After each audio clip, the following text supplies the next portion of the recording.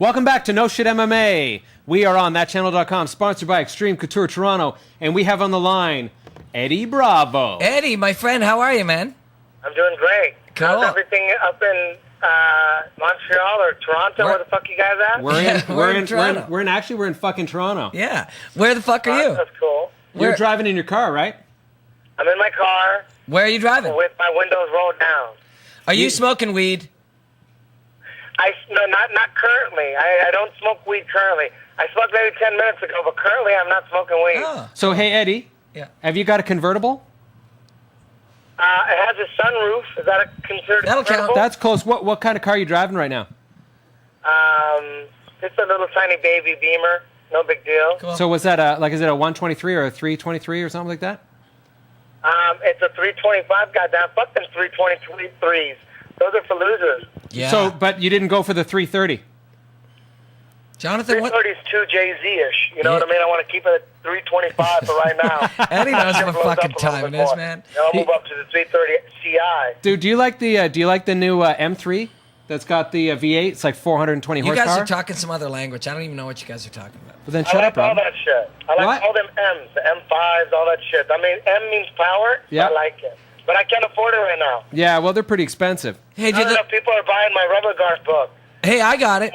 We need more, what do you call them? More believers. Yeah. Yeah, for sure. Hey, Well, but you've got one in the last. Our last guest attempted the twister. hey, yeah, TJ Grant, who fought. You saw him fight. You were at UFC 97, right? Remember? Yeah. TJ Grant just told us that in round 2 he was going for the twister on You know Rio what's Chonin. crazy about that? What's crazy about that is I'm sitting in the production truck. Yeah. I'm talking to this guy who doesn't know that much about fighting. I'm explaining to him, like, well, right here, like he really wanted to, you could actually go transition to a position called, I call the truck, but no one really I call has it the truck, yet in too. the UFC. And then bam, he starts doing it. I'm like, wait a minute, he's doing it. What? Yeah. It was a trip because I did not expect him to do it. And I'm like, well, that's an option. If he knew the path, And then, it was an option. boom! And he started doing it, but he hesitated. Yeah. He had it for a split second. Yeah.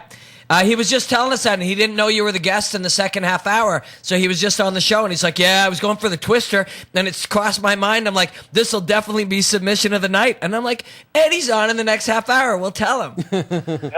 Yeah. Trip out. That's hilarious. Hey, I don't know if I thanked you when I saw you again at the UFC, but I won my last fight with a triangle setup that I learned from you. What? What kind of setup was that?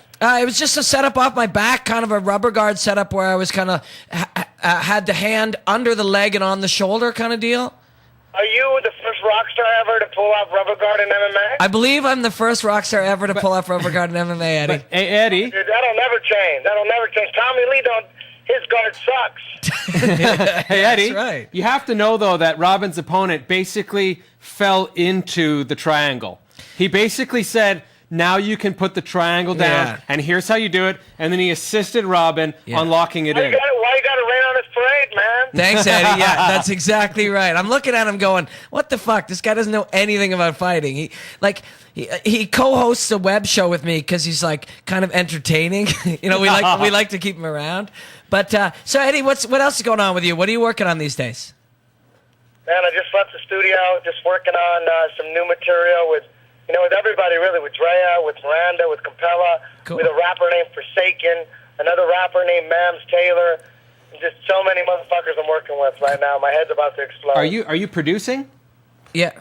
Yep. Yeah, writing and that's it. producing, right? I'm like a rock and roll Timberland. You're kind of like the reverse Robin.